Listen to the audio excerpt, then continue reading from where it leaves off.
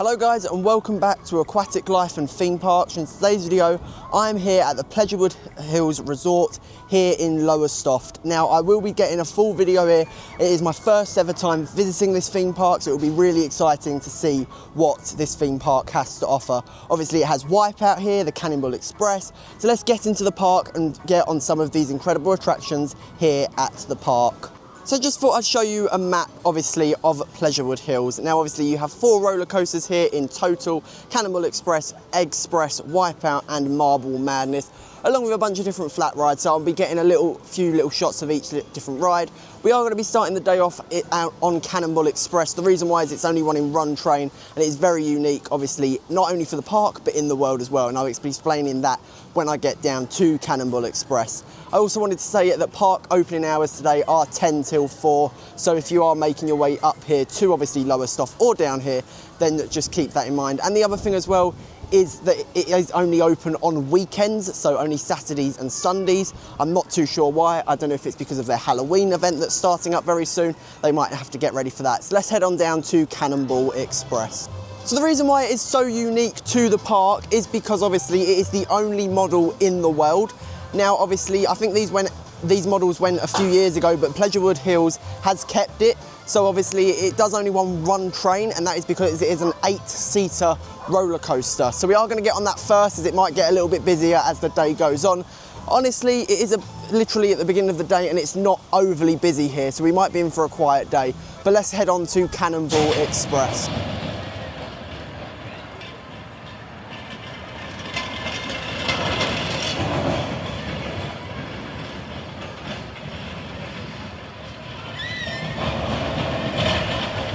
So that was a really good ride on the Cannonball Express, and I highly recommend getting yourself down here for that ride. Obviously, it is the only one in the world, in the entire world, of that model, so it is obviously really unique, not only for the UK and the park, but for the rest of the world. And the staff on there are incredibly friendly.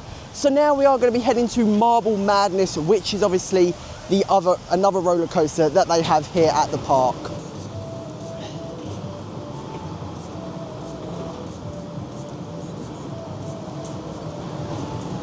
You have just seen some off-ride footage of Marble Madness here at Pleasurewood Hills Resort, and that is a really, really good roller coaster.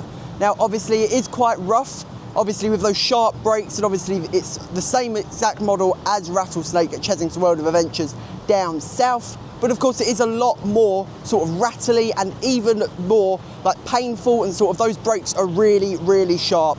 Out of the two, Rattlesnake is just a little bit better, is what I think. But obviously Marble Madness is incredible. So now we are going to be taking you on a dark ride, Rootin, Tootin, target shooting. So obviously here we are in the queue of Rootin, Tootin, target shooting or trail. So obviously hopefully we'll be able to take you on ride here. I think the station is just around the corner, so hopefully I'll see you when we get on. So obviously I did film an on-ride POV of Rootin, Tootin, target trail, and it is pitch black in there. So I'm not going to be including any sort of footage of the ride in this video, but I will be giving you a review right now. It is pitch black in there, and there's not really many scenes. It says that it's like target shooting, so you'd think it would be an interactive dark ride. It's not. I do think a few little improvements, lighting improvements, animatronic improvements, and maybe even getting some guns in there as well, especially if they are classing it as an interactive ride on their website.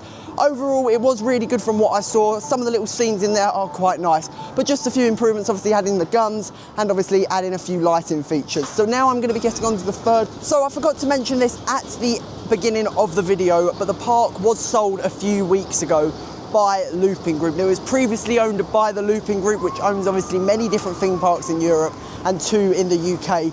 West Midlands Safari Park and Drayton Manor. It has been acquired by Premium Attractions, and they are really excited to obviously take over this park in the UK.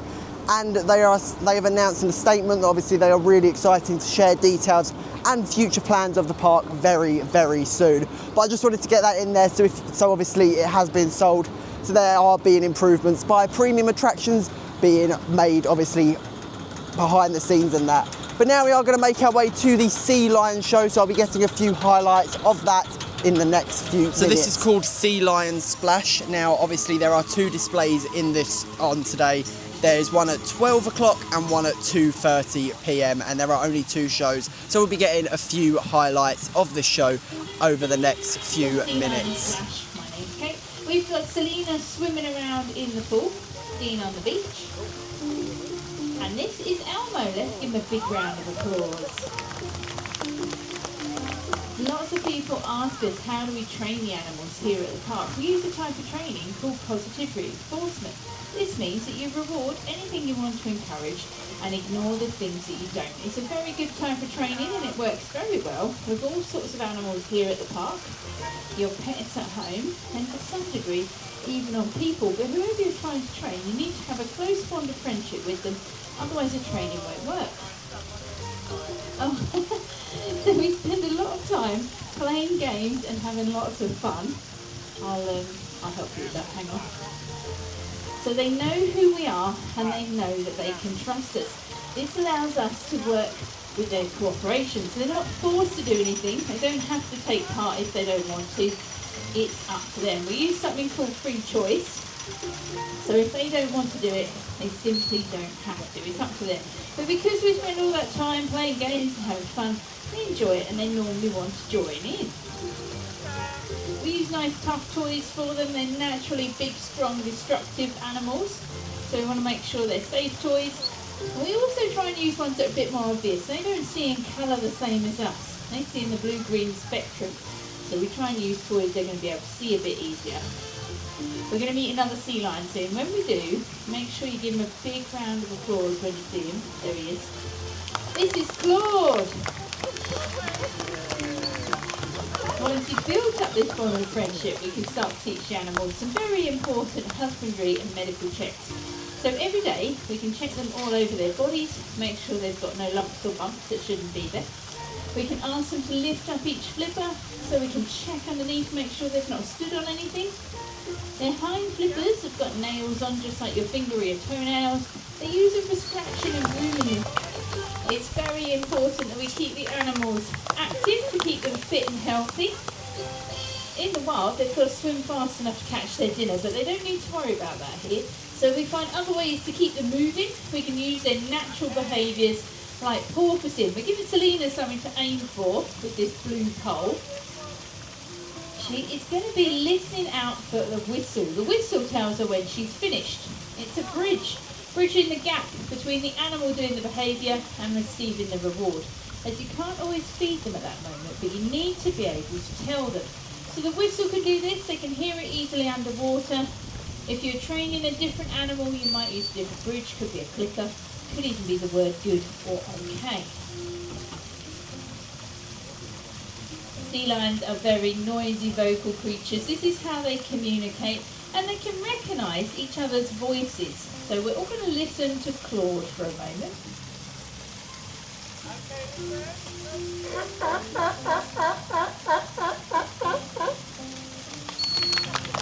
Very good, Claude. We're going to hear that one more. That is the lovely barking noise that the California sea lion makes. But they don't all make that noise. Some of them sound a bit more like a lion roaring. So let's listen to Elmo this time. Now I'm sure you'll agree, Elmo has got quite an impressive roar. Let's do that again. Very good. Give him a big round of applause. There are 6 different species of sea lions. Some of them even get a big mane of fur around their necks so they look like a lion. But there is one thing they don't have in common, and this is that the sea lions are not top of their food chain. There are some much bigger, and how scary? Very scary predators that their wild cousins got to watch out for. Elmo can help us find out what these predators are. He is very good at impressions, and you can all have a go at guessing. So have a look, and I will give you a few clues. First predator is a very big fish.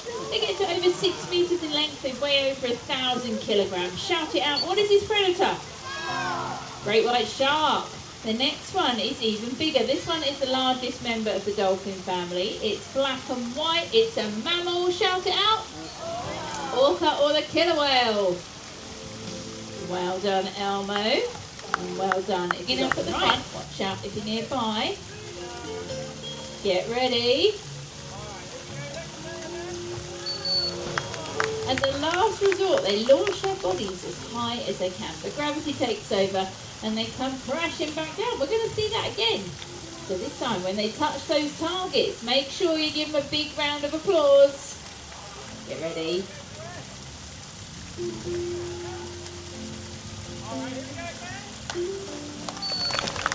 That big splash will make lots of bubbles underwater, making it very difficult for the predator to see which way they went. But they don't need to worry about that here at the park. There are no sharks or killer whales swimming around in their pool. And if you all look at Claude's face, he's going to show you just how happy he is that he doesn't need to worry about predators. Okay, so get ready. Smile. Have a look over the other side as well, Claude. How happy are you? Very happy. No sharks.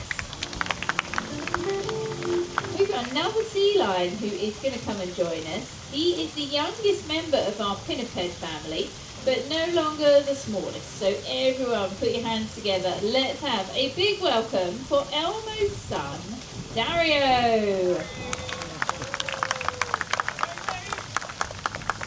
Lots of people get confused as to what sort of animals we're looking at on the beach. They're not seals. What are they? Sea lions. And there are some ways we can tell. Sea lions have big front flippers, roughly from your elbow to the tip of your finger. They make the sea lions very strong and agile. Let's see them again. Very big front flippers. Seals don't have the same. So we'll go see Selena. Selena is a harbour seal. That is one of the 2 species of seal that we have swimming around the coast of the UK. We're also seen around California, where these sea lions' wild cousins are. Selena, what do seals have? Tiny little front flippers, about the size of the palm of your hand. They're furry and they've got big claws on. Whole body of your seal is nowhere near as agile as a sea lion. Another way you can tell, sea lions are very strong and agile. They can support their body weight, lifting their bellies clear off the floor, just like this. All of the power is in their front limbs. They tuck all 4 flippers underneath their body. Their hind flippers rotate underneath them. They walk on all 4s just like a dog or cat, as they have a very similar bone structure. Very strong. Seals, it's not the same. Remember, Selena's flippers are much smaller. They're also positioned differently. They stick out at her sides, so she can't support her body weight like a sea lion. All a seal can do is shuffle on its belly like a giant caterpillar. She might show some rollovers. Oh, she spotted something, I'm not sure what. Ready? 1, 2, 3. Give her a big round of applause, she's only small. Everybody knows that sea lions like to eat fish. If you live in the wild, you need to catch it yourself. They've got a number of features to help them do this. The first one is their eyesight, which we're going to put to the test. Dario has 5 hoops. We're going to see if he can catch them. He likes it if you count along for him, so nice and loud. Get ready, everyone. 1, 2, 3, 4, 5. Well done, Dario. They've got binocular vision, 2 forward-facing eyes which allow them to judge speed and distance very well. They don't just eat fish, they can eat other animals as well, like squid and octopus, seabirds such as pelicans and penguins, even the occasional fur seal. Watch Dario in the middle, he's going to show us something new. Give him a big round of applause. Well done, Dario. You see the whiskers have come up to touch the ball, that tells them which way it's moving. Then they use their head and neck to keep control of it so they can keep it where they want it. It's a great way of getting them thinking and concentrating on what they're doing. They're very intelligent animals, and in the wild they need to think about things like where the best fishing grounds are and the areas where there are predators to avoid. But they don't need to worry about that here, so we find other ways to keep their minds working. Dario is quite a young, playful sea lion. He turned 7 this year. When he first learned how to do this, he discovered that he likes to try and bounce the ball. He doesn't have to do that, it's just something he enjoys, and it does make it a lot harder for him. Give him a big round of applause. Well done, Dario. They've got between 40 and 60 whiskers. Some of them are light in colour, some of them are dark, but they all do the same job. Each one has got 1,800 nerve endings. They're incredibly sensitive. So even if a sea lion was totally blind in the wild, they'd still be able to find their food as they can feel the vibration the fish makes as it swims through the water. They're very playful animals, and in the wild they've been known to learn to balance pebbles and shells. This can help young sea lions learn how to use those whiskers ready for hunting. Sometimes when they're hunting, they dive deep to the bottom of the ocean. They've been recorded going to depths of 300 metres.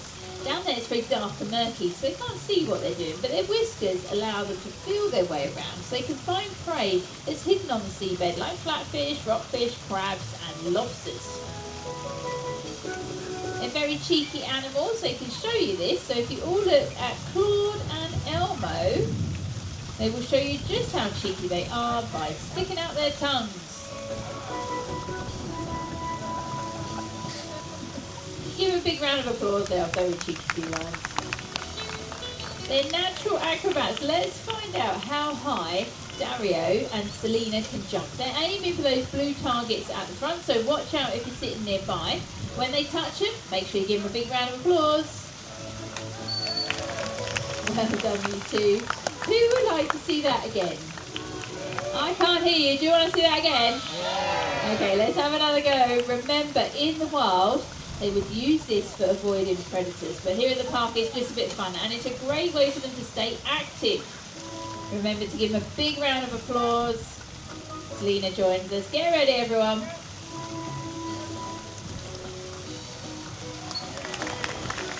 That's a nice big splash from both of them. What about Elmo? Let's see if he wants to join in. He's our biggest sea lion. He's going to go to the target on the right-hand side of the pool.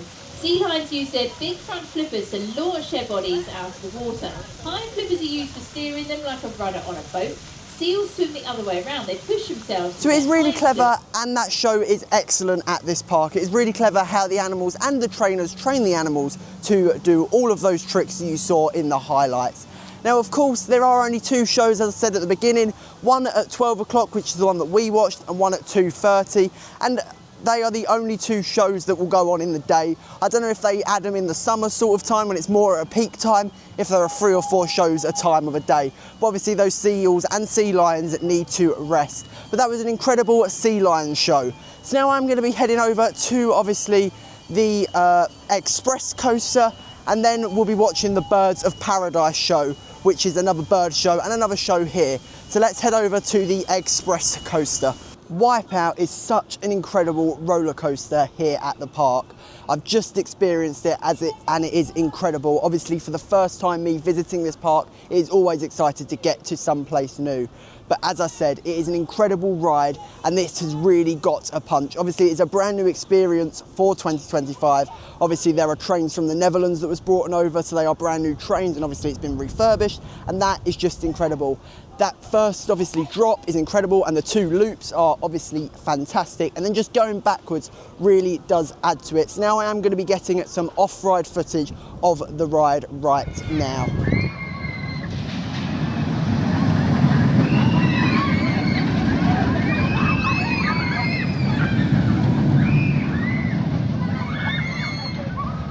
So we've just done Eggpress, the final coaster of the day, and the final coaster, obviously, of the park. That is a really rattly coaster, and for a kids coaster or a family coaster, it really does pick up some speed. Of course, it is a kids and a family coaster, but that is just really rattly and just really rough in general. I do find that with obviously most older kids attractions and family roller coasters, they do have a bit of a rattle and a bit of a, you know, pretty painful to sit in. Obviously those are sort of low down, so if you are quite tall, or you know, just maybe can't mobilise your legs properly, wouldn't advise going on that coaster. But especially it's just a bit rattly, and maybe they could be doing with a retrack. Obviously not getting rid of the coaster itself, because that has been here for quite a while. Maybe just giving it a bit of a retrack, a bit of a paint up. It's obviously in the forest, but when you're on it, you can really tell how painful and how sort of rattly and vibraty it is. So now we are going to be heading to the Birds of Paradise show. So hopefully I'll be getting a few footage of that show coming just up before next. the show begins, and before I put a few highlights in. Obviously, the show times for this show, Birds of Paradise, is 1 o'clock and 3:30 p.m. So there are only 2 shows on today. Obviously, the same as the Sea Lion show. So I'll be getting a bit of footage in here. It's obviously all indoors and the theming's been really nice and putting up. And I do also think that it was refurbished last year, so they have got some new birds. So as the sign out there does say that it won't sort of be like, you know, on point, and there might still be some polishing up, but that's only because the birds will be learning. So I will be getting some footage of the show when it starts very, very soon. Good afternoon, everybody. Welcome along. My name's Kate, and up there we've got Harley. Harley is a macaw, one of the largest species of parrots. There are 17 different species of macaw. We're going to meet another one with these. This is Leo. Leo is a green-winged macaw. So if you look at his wings, between the red and the blue, there's a band of green, and this is where the name comes from.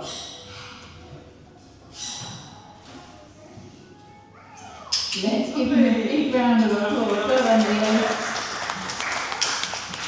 Very good. Harley is going to show us how good parrots are at problem solving. With a pin in a tree in the bucket hanging down here, she needs to work out how to get to it. Her tongue is very different from ours. It's dry and smooth, it's got a little bone in it as well. So it's a bit like your fingers. So she can use that to process all the nuts and fruits and seeds and things. And if she's doing this at the top of the tree, her tongue would be exposed to sunlight. So to protect it, just like a giraffe's tongue, it's black in colour.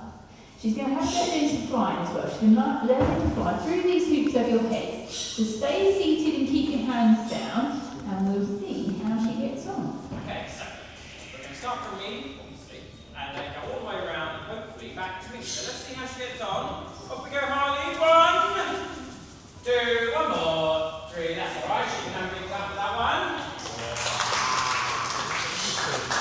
Well done, Harley. Once she's finished her snacks, we're going to let her have another go. So this time, listen carefully to how noisy the feathers on her wings are. See if you can hear her as she flies around. Okay, so I'm going to be quiet for this one, but listen to her wings and remember it for later. All right? She's a yellow-headed Amazon. They come from Belize in Central America, and she has been learning this puzzle. We might have had one of these when we were younger. They teach us about shapes and colours. Parrots can see in colour better than we can because they can see in ultraviolet. So we've started with the red shape. She's been practicing this one for quite a while, so she's getting pretty good, and it's the easiest shape because there are no corners. So let's see how she does. Perfect. Well done, Holly. That one was very good. We then moved on to the next shape, the square. This one is quite difficult. There's lots of corners. Sometimes she gets it in really quickly, sometimes she struggles. So let's see how she does. Sometimes she likes to realign herself. That was a bit difficult. It's a big shape for a little bird. Oh, that's looking a bit better. I hope you look a bit straight, That's it. Well done, Holly. Good girl. And then we have our bird. And we need to be nice and quiet because she's one of the newer birds that I was telling you about. This is Morph. Morph is a white-faced owl. They're also known as transformer owls. Now remember how noisy Harley was while she was flying around? Morph's going to be flying about quite a bit. So see if she flies near you, if you can hear her feathers, like we could with Harley the noisy parrot. Now the reason they're called transformer owls is because of how they react to different threats and predators. So if the predator is about the same size as her, she'll try and make herself look quite big and scary. So she really fluffs up her feathers, she fans out her wings, and she makes her eyes big and wide. If the predators, and this can help to confuse predators. There is a special feather that's called a unicorn, and they can stick them up or they can glide them back down. So at the moment she's very relaxed and they're just lying fairly flat on her head. Too relaxed for my liking. They're very chilled out, so not fast. We're going to move from the smallest bird in the display to the biggest bird next, and he is named after a Disney character that he looks just like. So I wonder if anyone will be able to guess what his name is. Any ideas? Yeah? He is a chicken. Hey Hey from Moana is his name. Hey Hey in Moana is a jungle fowl, and that is what chickens were originally bred from. They're quite small, they're only about 500 grams. Over time, us humans have bred chickens to be much bigger. So our hay is well over 2 kilos. Lots of people don't realise chickens are very intelligent. Their brains are wired the same way as us humans and other primates. They can see in colour, they can learn lots of little trained behaviours, and they can recognise quite a few people, just like your other pets do as well. So we've been teaching Hay a little chicken ourselves. Long grass is a good hunting ground for wild owls. We've been adding and leaving wild flowers for all the pollinators, like the bees and the butterflies, and putting up lots of nest boxes for the wildlife as well. We've got one more animal to meet. We've moved away from the feathered friends onto a fluffy. This is Peppy, and he is a striped skunk. Lots of people don't like the idea of skunks. They've got a bad reputation from the movies because they tend to over-dramatise things, like with sharks. As soon as you see a skunk in a film, they go off and they make a big smell. They can do that, but it is a last resort because it's a high investment for the body. So there's a few other warnings. Now, can anyone think of an animal in this country who's a similar colour? Badgers, yes. They're known for being aggressive. Crested porcupines, they're black and white, and they're quite spiky. So in nature, black and white can mean, leave me alone. He'll turn around and he'll flash his big fluffy tail, and he stamps his feet like a porcupine as well. And if all that doesn't work, he probably would spray. A lot of the time it's at dogs. They find them living under their houses in Canada, and the dogs won't leave things alone. You find them in North, Central and South America, some in Asia. There's 12 different species, and they're a shy, solitary creature. And they're an omnivore. So they feed on vegetables and berries, they take bugs and grubs, and a bit of meat, protein and eggs as well. If anyone has got any questions, feel free to come and see me afterwards. Don't forget So that was a spectacular show. The Birds of Paradise show was incredible. A massive shout out to the trainers that do the show in there for both of the shows. They are doing such an incredible job. And obviously with the premium attractions acquire in the park, it is going through some changes. Now obviously if you are coming over here in the next few weekends, do keep in mind that some of the animals in there are brand new to the show and the display, so they are still getting on their feet and getting it right. So if anything does go wrong, then obviously that is the reason why. But obviously it was refurbished last year and the theming is really nice in there. But as I said, a massive shout out to the traders for both the Sea Lion show and the Birds of Paradise show. So now I'm going to be getting some re-rides on some of the rides here at the park and then filming my final thoughts at the end of the day. So let's go and get some re-rides. So coming towards the end of our day here at Pleasurewood Hills, and I thought I'd give you a little tour of the shop in Woody's Orbitorium. Now obviously this is the gift shop here at the park, so I just thought I would give you a little tour. So starting off over here with just a few like little pens and like pencils and that, and sort of like pencil case equipment, and then obviously here we do have a sort of fridge magnet, so you have one in here and a few keychains as well. Moving on then, obviously just around here you just have your generic sort of toy brandings and plushies, obviously some of the bird stuff here as well, that's also linking to the Birds of Paradise show. Then obviously you have the sort of sea lion area and sort of like the kids shirts, and I'm not too sure, the kids shirts are priced at £39.95. You've got seal plushies, you've got like little Pleasurewood Hills like keychains, they are classed at £4.95. These are priced here, these little like magnet sort of timers, they're priced at £11.50. You then also have like the toys, so obviously the sea lion toys and smaller plushies, seal plushies here as well. Obviously some of the more, you know, Pleasurewood Hills based merch. You also have some like snow globes with the seal, they are costing £8. Some seal mugs as well, £6.95, £12.25. Here we just have key rings, and then obviously £6 for just sort of these generic sorts of key rings.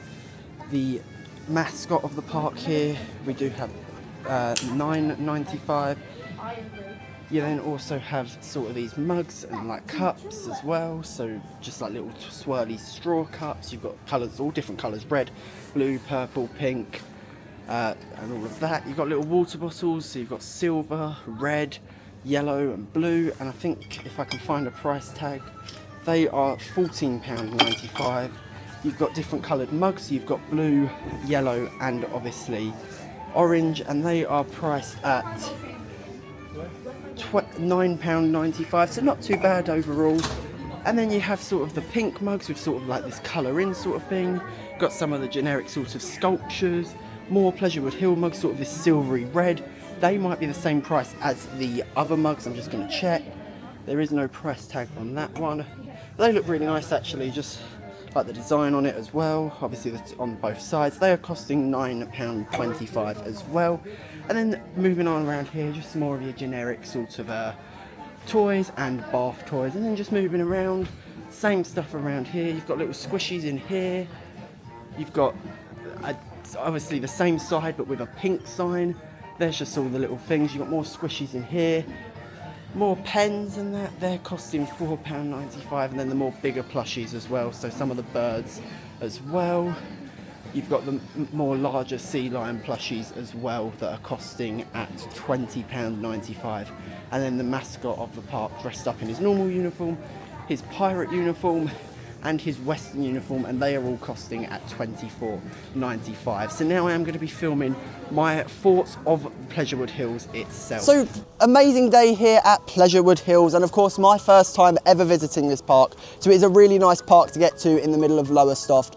The best highlight of today is the Wipeout, the roller coaster. Obviously it having a brand new experience with some brand new trains is incredible. I only got on it once, it had some downtime. Obviously I think there's a problem with the lift hill, so hopefully they can get that sorted. The weakest attraction is Rootin, Tootin target shoot trail, and of course it's just false advertisement. On their website is advertising that there are obviously guns on there and it's an interactive dark ride, but there are not, so it is a bit of false advertisement. So hopefully premier attractions that have taken over this park will make some improvements to that ride. I think that will probably be the first thing they do, if not. So adding some guns, but not only that, adding a bit more scenes and maybe a better storyline, and especially a better lighting package as well. But let me know if you're coming up here for the October half term. But apart from that, stay aquatic everyone, and I'll see you in the next one.